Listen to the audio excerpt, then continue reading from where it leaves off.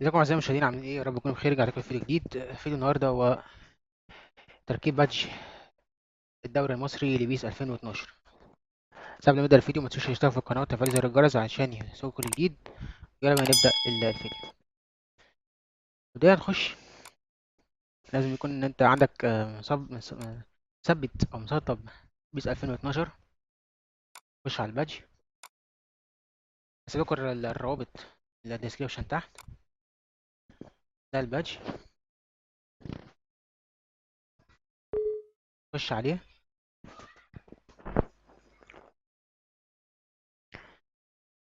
هتحدد مكان اللعبه حسب عندك مكان اللعبه،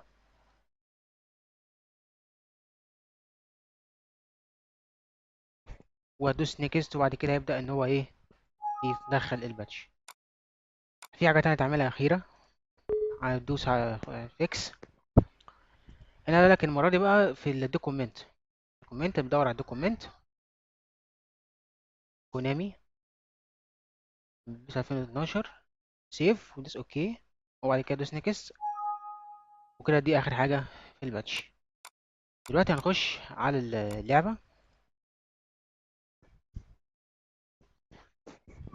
زي ما انتم شايفين اللعبة دخلت.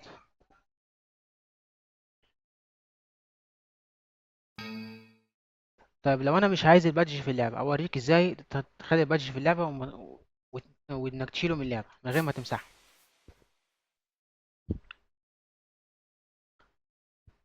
استنى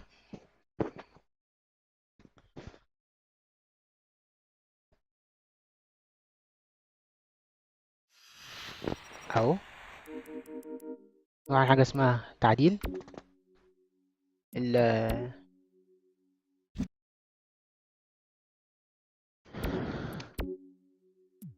نروح على الدوري المصري، ادي الاهلي، ادي الزمالك والاسماعيلي وبتروجيت ومصر مصر البورسعيدي، الاتحاد السكندري، مقاولين العرب، جونة، الانتاج الحربي، اتحاد الشرطة، طلائع الجيش، حرس الحدود، مصر المقاصة، وادي دجلة، غزل المحلة، تليفونات بني سويف، سموحة، انبي، والداخلية.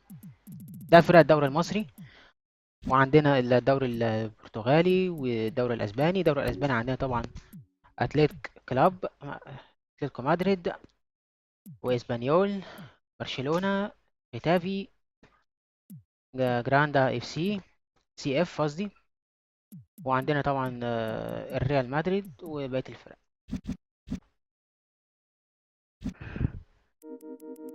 تمام اعزائي المشاهدين، ده كان كل حاجة على فيديو النهاردة. متنسوش الاشتراك في القناة وتفعيل زر الجرس عشان يوصلكوا كل جديد. اشوفكم ان شاء الله في الفيديو الجاي. شكرا وعلى خير.